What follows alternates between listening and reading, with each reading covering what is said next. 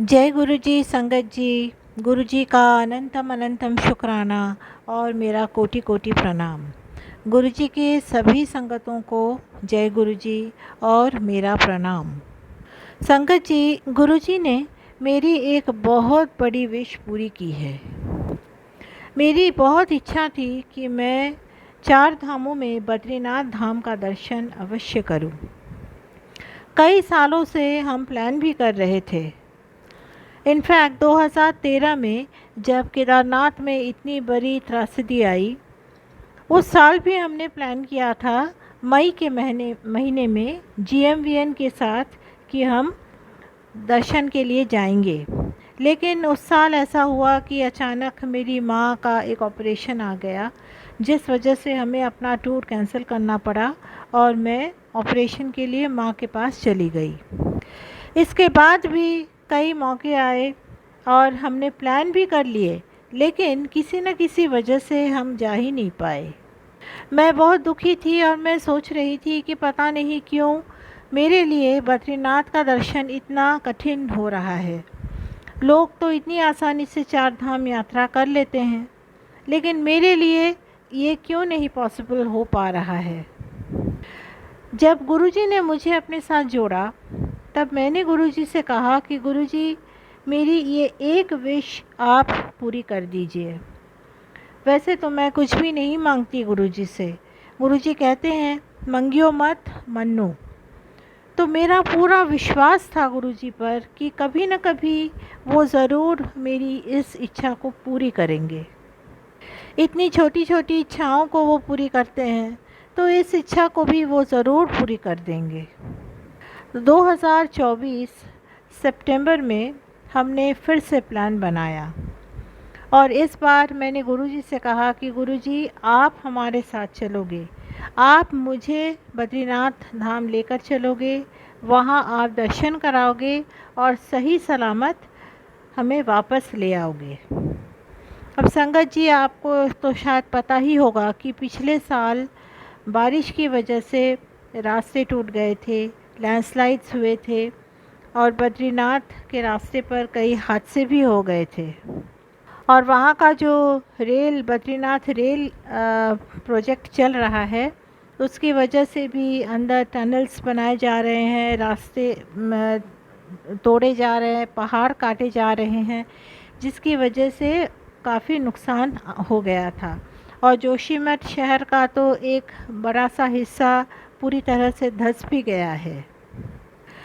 तो जो श्रद्धालु जा रहे थे बद्रीनाथ, वो कह रहे थे कि कई दिक्कतें आ रही हैं रास्ते में, गाड़ियों की लंबी कतार हो रही है, कई घंटे रास्ते में रुकना पड़ रहा है, क्योंकि लैंडस्लाइड जोन्स उसको साफ़ करने में, क्लियर करने में कई घंटे लग रहे हैं। तो ऐसे कई दिक्कतें आ रही थी श्रद्धालुओं के लिए। तो ये सब जितना मैं सुनती और जितना मैं फॉलो करती, उतना ही मेरा मन बैठ जाता कि फिर अगर ऐसी हालत है तो फिर हम कैसे जाएंगे। और मैं सिर्फ गुरुजी से कहती कि गुरुजी, सब कुछ आपकी इच्छा, अगर आप चाहो कि मेरा दर्शन हो तो हो पाएगा, और अगर आप नहीं चाहो तो किसी भी हालत में नहीं हो पाएगा, चाहे रास्ते कितने ही अच्छे क्यों ना हो, लेकिन मैं दर्शन नहीं कर पाऊँगी अगर आप नहीं चाहोगे तो ऐसा हुआ कि हमारा प्लान भी बन गया, हमने पूरी तैयारी भी कर ली और हम दिल्ली से रवाना भी हो गए सितंबर एंड। तो यहाँ से हम चले गए ऋषिकेश। अब उत्तराखंड के अंदर जाने के लिए, ख़ास करके 4 धाम यात्रा करने के लिए रजिस्ट्रेशन करने की ज़रूरत पड़ती है।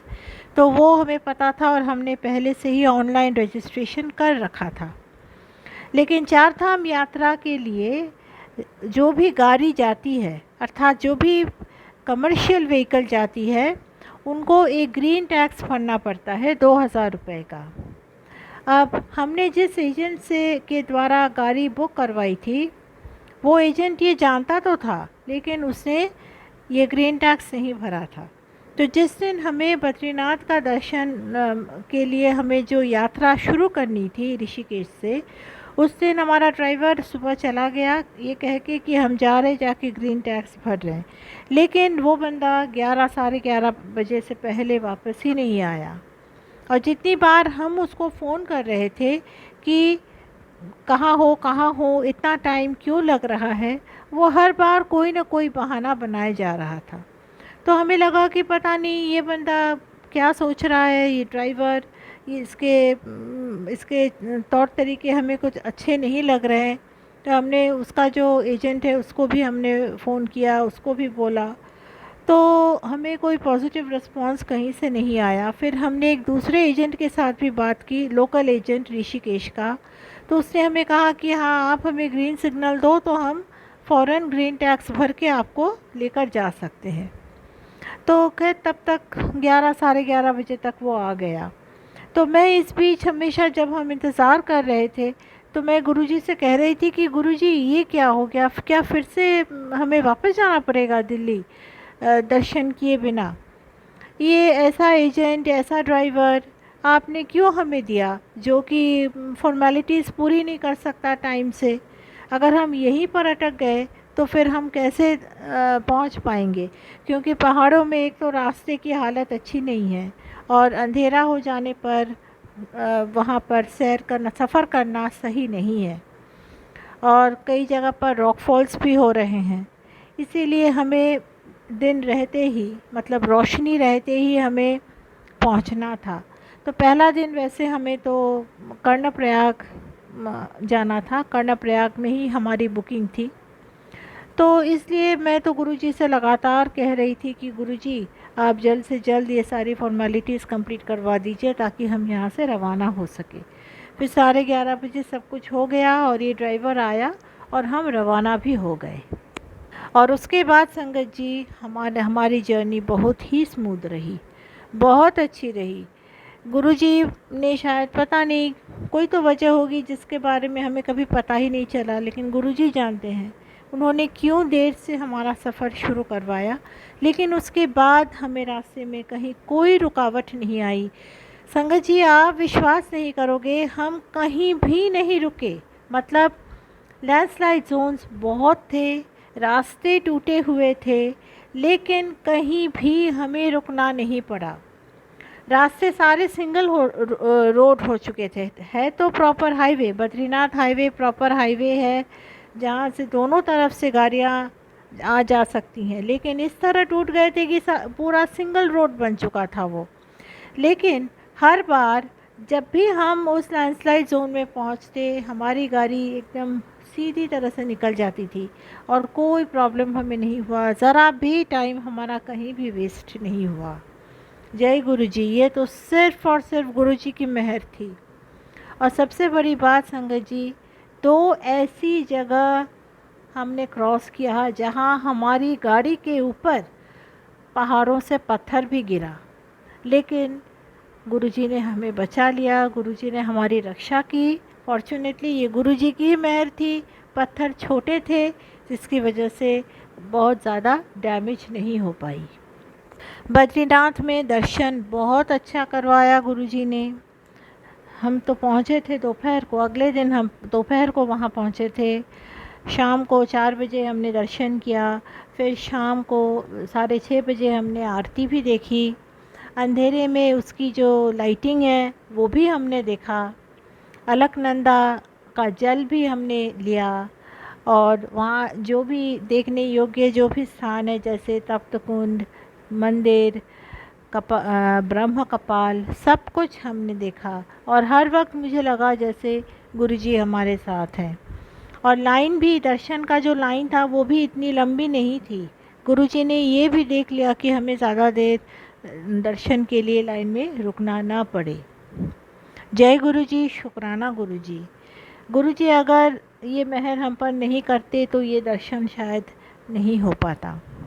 Thank you Guruji, thank you गुरुपा for everything. इतने सालों की इच्छा आपने पूरी की है गुरुजी, इसलिए अनंतम अनंतम शुक्राना। और सिर्फ इतना ही नहीं संगत जी, सिर्फ बद्रीनाथ दर्शन का नहीं, वहाँ उन्होंने हमें पवित्र नीलकंठ पर्वत पर सूर्योदय का दर्शन भी करवाया। ये बहुत कम लोग शायद इसके बारे में जानते होंगे। बहुत कम लोगों ने इस सूर्योदय को देखा होगा नीलकंठ पर्वत पर।